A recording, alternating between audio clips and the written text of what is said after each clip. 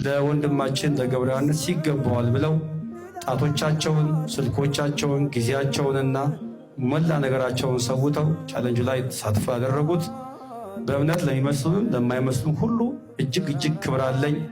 ተባረኩልኝ። በጣም አመሰግናችሁ።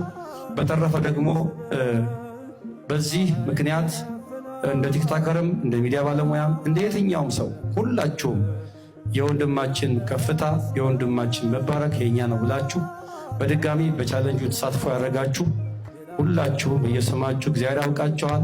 ላጠፋችሁት ጊዜ ላጠፋችሁት ነገር ሁሉ በጣም ኩራት ነው የሚሰማኝ። ይችን ምስጋና ሳላቀርብ ወርድ ጥሩ አይደለም ብዬ ነው።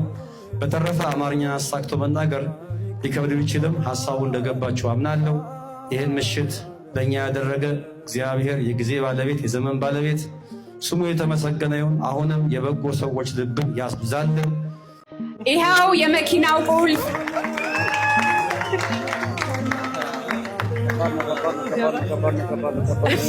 ከባድ ነው እያለ ነው። አመሰግናለሁ እያለ ነው። ከባድ ነው። ብዙ ከባድ ነገሮች ከዚህ በኋላም ይመጣሉ። ቅን ልቦች እስካሉ ድረስ አዶናይን እንዲሁም ደግሞ ዶክተር ሰላምን ከልብ እናመሰግናለን።